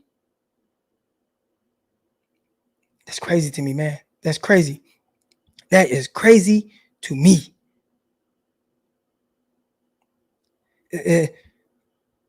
Brock, Keyshawn Johnson said, not really like comeback win, you know, like come back from 7-4 points. Like, that's not really comeback. And it's like, he's hating on Brock. What? He said the 49ers will win. He said all these great things, and all they can take out of that is, he said it's not a comeback win. And we had a conversation, like, I can see why he says not a comeback win. It's still a game-winning drive. Crock, you don't want to give Crock ready. He won the game. He did a comeback drive. It was amazing. Complete 6 out of 7 passes. Drove them down the field. The 49ers scored a touchdown. Man played with his legs. What are we saying? Come on, man. Good morning, Tia. How you doing? I'm fine. How you doing? I'm doing good. I think so. I think the problem is, I do agree with you about the comeback. That's not a comeback. When the Lakers came back against Dallas Mavericks, they was down by 20. That is a comeback because you was getting blown out by 20. You came back and won the game. I consider that a comeback. 3 points is a lead change. So I agree with Gammon on that issue. But, that's neither here nor there. And I agree with you about the Brock thing. I think we've been dealing with this the entire season, even since his injury, is that if you say something negative about Brock or you critique his play on the field or you critique something that you don't like, it's taken as you're hating on him or, you never liked him or you wanted Lance and all that stuff. Cool. Whatever y'all want to make when somebody make a point, it does not mean that. If you actually take a step back and listen to what people are stating or saying about his play or whatever, then you realize it's not hating. What you're saying is that you just want him to show something different or do something different. Does not mean that you're hating. Does not mean that you don't think he's not gonna succeed. It's just there's something that you see that you're like, okay, that concerns me. I mean, it is. I mean, we saw this entire playoffs the difference. Like, you can see the difference with a CJ Stroud or Jordan Love, a Patrick Mahomes, a Josh Allen, even Jared Goff and some of them throws he made yesterday. You can see the difference between them and Brock Purdy. Not saying that Brock Purdy is not great because he works well in the system. He does an amazing job. He gets the ball out. He does what he needs to do, which is what Kyle likes. That's great. But there is also a difference than what you see in CJ Stroud. It is a difference. I'm not saying based on the pick or whatever. I'm just basing it on talent. You can see some of the throws that they were making. You're like, I really don't know if Brock can make them throws. The pocket has to be clean. He can't really see over the lineman. He's a shorter quarterback. His hand's not as big as some of the other quarterbacks. So when he has to throw, it has to be on anticipation. Not just, okay, boom, I see it, go. You know what I mean? A lot of his balls get tipped. So when people make those type of statements or concerns, they take it as, well, you hating on Brock. You doing all this other stuff. That's not what it is. What they're saying is it is a difference. They always preface, Brock is great. Brock is good. We like what he do in the system, in Kyle Shanahan's system. He does everything what Kyle wants. And then they take all that, they ignore that part and just hear what you're saying that are negative and say, oh, well, you hating on Brock. You don't like Brock. And I agree with you. I don't think you ever hated on Brock. I think you just pointing out some of the things that you don't like and then the stuff that you do like. Or not even that. Because I come to an understanding of what a player is, right? Right. And then once I kind of come to that, like, okay, this guy is this, then I only expect like that from the guy. So when it comes to Brock, like I have a very good understanding of like what he is. Now he may become even more efficient or something like that. Maybe like, and that'd be amazing. But like I don't expect him, like I don't sit there and watch Brock and expect him to make some of the throws or do the things that these other guys do. Like that's not my expectation of him. Like I know what he does well. Hey, do those things well, make some plays here and there with your legs a little bit. Like cool. Like be that guy and do that. And if it gets a little wet, maybe he's not going to throw the ball as well, right? My biggest thing was just like, hey, one thing you can control is when it gets into a tight situation and we need this drive to win the game, or if you're down double digits or you kind of fall back or it's kind of snowballing on you, can you make the plays and throws to pull yourself out of it? And I've been saying for a while, as well, I trust him with a lot of things. I always wanted to see that, right? Like that's that fifth infinity stone, just that, hey, we're down. I can lead us to this victory, even in a situation that wasn't great. And he did it. So you literally will not hear me complain about what he is or isn't or anything like that. But it is wild that if you talk about it or if somebody brings up that, well, he's not quite this guy. And then people is like, oh, you're hating on him. And it's just like, well, maybe he's just not that guy, but that's fine because what he is more than enough for the 49ers. The 49ers are the Super Bowl favorites with Brock at quarterback. You know what I'm saying? Like Super Bowl favorites. And that's not going to change. Like, and they are the favorite because he's that quarterback. They were never the Super Bowl favorite with Jimmy Garoppolo. When the 49ers, let's say, hypothetically, hopefully we're speaking into existence, they beat the Detroit Lions. All right, you beat the Lions, and you go, and if I had to guess, probably play the Ravens or the Chiefs or the Ravens, or whoever you play. I would guess that the 49ers are likely going to be the favorite. That was not going to be the case. That would not be the case with Jimmy at quarterback. You think so? I think if they play the Chiefs, they may be the favorites. But they play the Ravens, they would not be the favorites because of what happened in the regular season. I do not believe that they would be the favorites over the Ravens because they went head to head. That's the only reason why. I still think the 49ers would be the favorite. I think that anybody looking at it from an objective standpoint would say Brock Purdy played a bad game to his standards and everyone else's. He turned the ball over 3 times in the first half, and still you were down 4. And do you think that he's going to turn the ball over? We're talking about the odds makers, right? You think Brock is going to turn the ball over 3 times again in the first half? Likely not. That's likely not going to happen. So 49ers is going to be right there, and not only just right there, likely should be the favorite. So I guess 49ers would be even in the mutual site, Vegas against the Ravens, -1.5. I think it depends on how they play next week as well. If the Niners come out and play like they played against Green Bay, they will not be favored. Yeah. But aside for that, good for Brock. I'm glad he came back. He got a monkey off his shoulder. Good for you. But I think our biggest issue is the defense. I don't know what's going on. Because they was running up and down their throats. Like they didn't even know the boy had the ball and they were just looking at it. I saw a lot of plays where Nick Bosa gave up. Like he just let him run right past him. He was in arm's reach. Didn't even make an attempt to kind of reach for him. Chase Young just got out of his spot and was I don't know, winging it, I guess. Maybe that's what he was deciding to do. I don't know. But it just seemed like the run defense is horrible. Our corners has always been an issue. They got to figure that out. They got to figure, I don't know what to do with Ambry Thomas. I don't know what you can do because you got Lenore playing nickel. So I really don't know who they could put in the spot. Maybe Luter? I'll say this. Even with, and I have to pull up let me try to pull up the actual game here. All right, Packers, boom. Make sure. Okay, yep. Even with, and we talk about 49ers pass coverage, and maybe it's not like the most amazing whatnot. You got some injuries back there, right? You don't got Hufanga. The 49ers gave up 194 passing yards, and that was without a pass rush. Like, I don't think that the 49ers pass rush was good against Green Bay. I don't think, did they sack Jordan Love? No. I mean, you got 0 sacks on them. Rarely did I see them really pushing them off the spot. Sometimes they made a few throws on the move and things like that. But for a team that doesn't have everything you ideally would like to see on the back end, I thought even within that, they played well. There were a couple, you had Romeo Dobbs run a few really good routes on guys, made Travarius Ward fall on the ground. You had an explosive play he's a there. route runner. That was really good. And you're going to face another one with St. Brown this week. That's going to be, a tough matchup there. But even then, it's like, I remember early in the year, people were like, oh my goodness, like the defense. I'm like, man, you still got to kind of win these games, bro. You gave up 22 points. Like, that's not anything too crazy, right? You lost to the Vikings. They're like, no, worse. They'll fire the defensive coordinator. He's terrible. I'm like, dude, you gave up 22 points.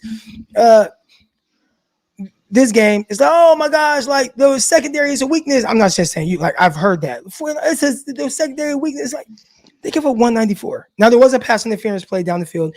Maybe the good guy catches that, which is weird because Ambry Thomas was in a good position. He panicked. I don't know, really weird. But overall, I think that the 49ers have definitely a good enough secondary to win. I think that they have a good enough linebacker group to win. I mean, they are terrific. And my biggest question mark on the defense is, do they have the pass rush that can help those guys?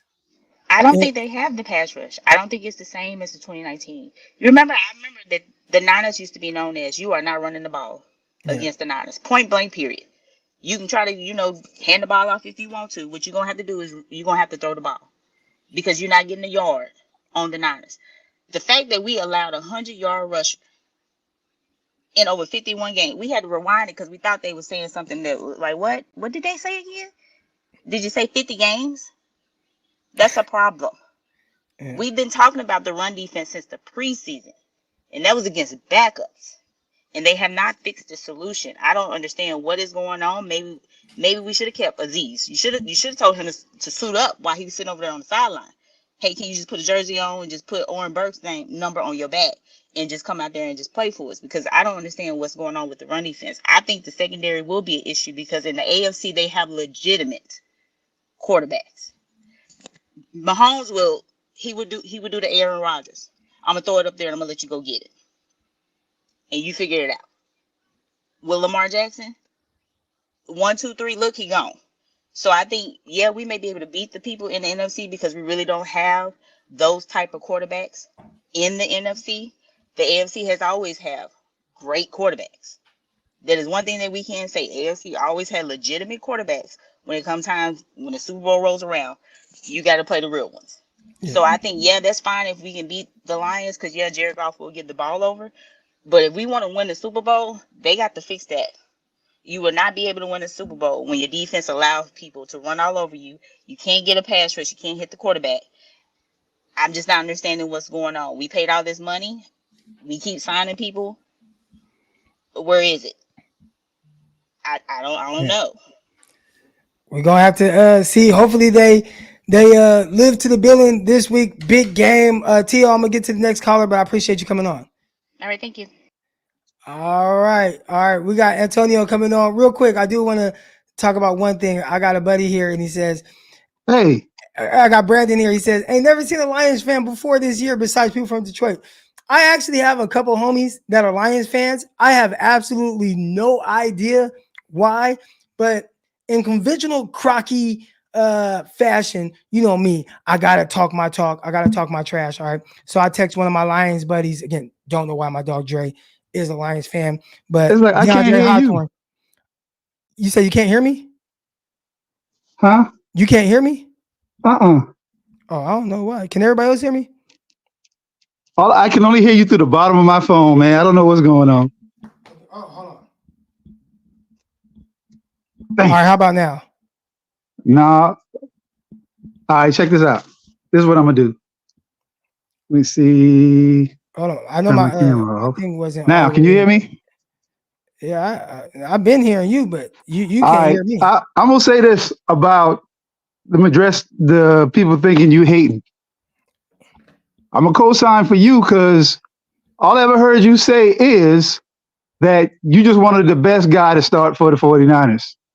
Now, what I think they latching on to when you're going back to the Trey Lance thing is when you said that you would have preferred if Trey Lance won it because he had a higher ceiling. But ultimately, all you really said was you wanted the best guy to start. And if that was Brock Purdy, then hey, we just want the Niners to have a good quarterback. And I think depending on which side of the conversation you on, all I remember was you said you would have liked to see Trey Lance start. So I think that's where that's coming from. But I got to co-sign. You never, as far as I've been listening to you, you never try to be a Brock Purdy hater. I've never heard you just be derogatory toward Brock Purdy.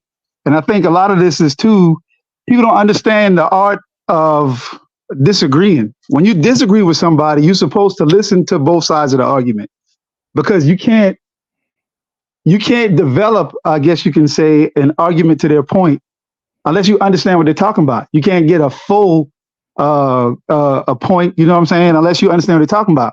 If you just keep speaking your point, they're speaking their point, nobody is listening to each other, the points don't get across to the other. So I think that's what's happening, is that no matter how you try to explain it, they're not hearing what you're saying. They're just saying what they heard before. They're just saying, what, because it's not agreeing with what they want to agree with. Instead of listening to what you're saying, it comes off as different than what they want to hear. So that's where they're at with it. And it just stays there, Yeah.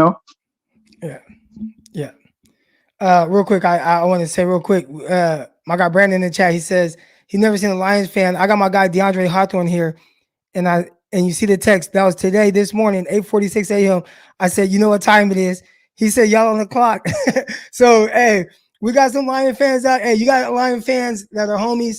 Make sure you send them a text message this morning. Let them know what's coming to them this week. We've been talking about, I feel like, a lot of stuff other than the 49ers versus Lions. But real quick, before we get out of here, I would love to hear just your initial thoughts on like that game.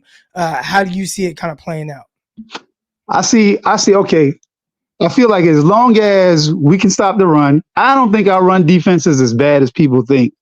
I think the floor has it's us. He knows how to manipulate the defense just like Kyle Shanahan does. So he knows how to use the motions and how to do all of the counters and all these things like that to manipulate the defense and get them out of place. Now, we do have guys that we didn't have before, like a Gregory, like a Chase Young, and they're not as adept to the defense and how we play the wide nine and, come back and shut down the run like that. But I don't believe that Detroit is going to give us that same issue in the run game like Green Bay did. Now, I think when they get Montgomery in there, it's going to be because Dan Campbell's predictable. He wants to be just tougher than you. So I believe he's going to have it just like when Montgomery's in there, he's going to try to run it in your mouth. And when Gibbs is in there, we know it's going to either be something to the outside or a pass.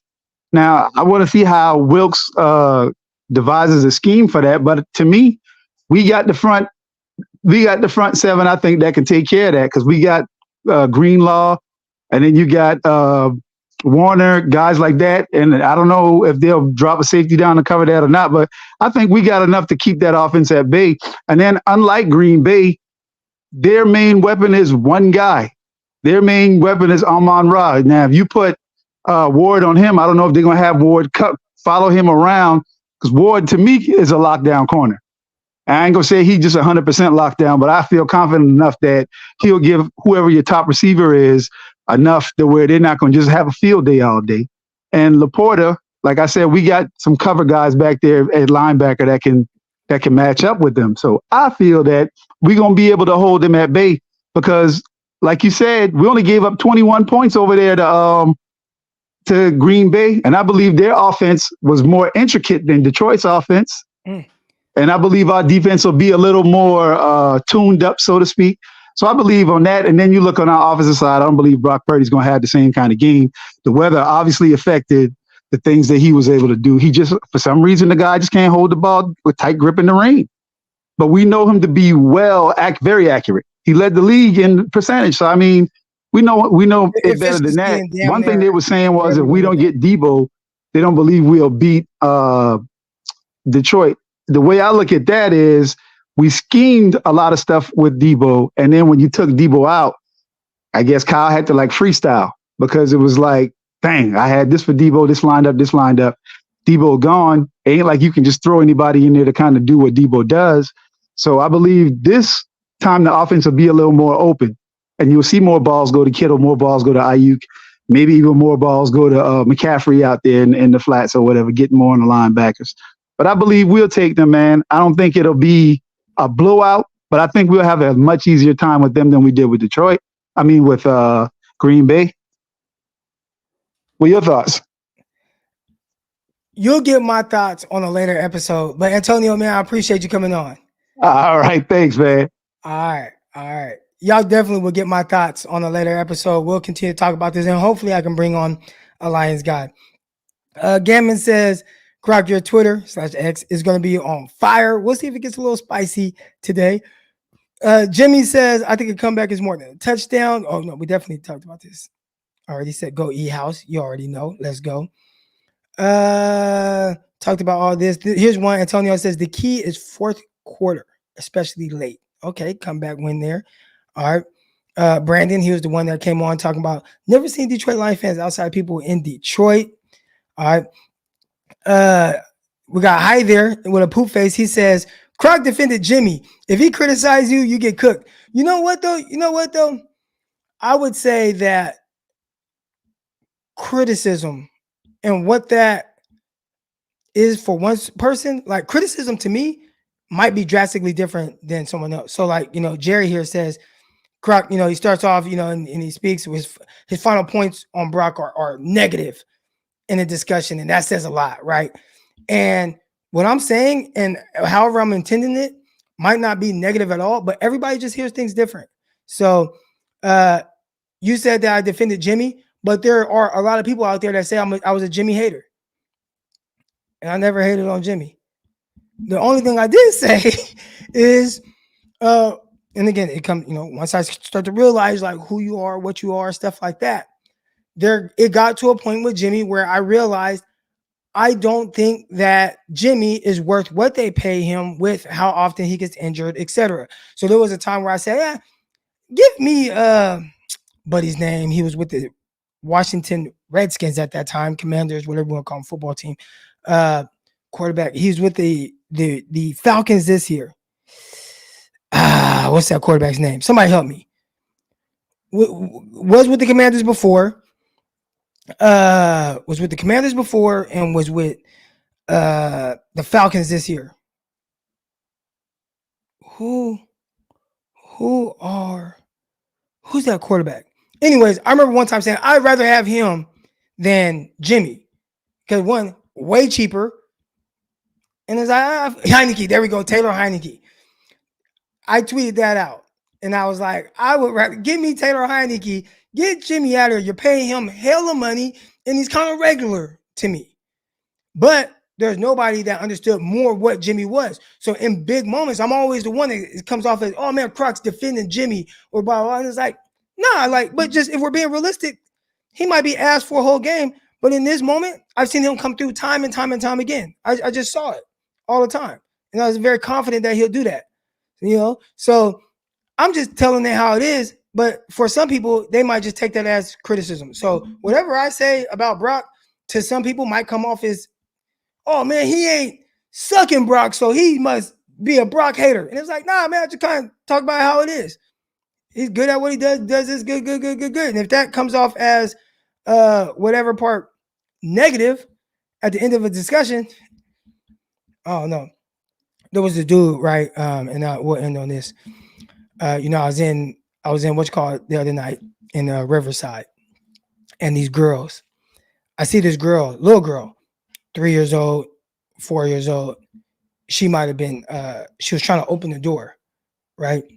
And her dad or somebody, uncle, dad, whatever, he must have been behind me. So I walk up, and because I want to go into the little pizza place, and the girl's right there trying to open the door. So I kind of stand there and I watch her for a second.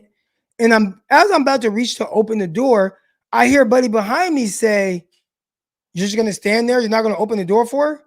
It pissed me off. Like I low-key wanted to fire on cuz, right? But everybody's different. He saw it that way, right? He saw it that, oh, you're just going to stand there and watch her struggle and not help her, right? But for me, with my girls, always want to see them try something first. Hey man, try this. Do it. Like, struggle with it. And if you can't get it, daddy will help you. But people just see things differently.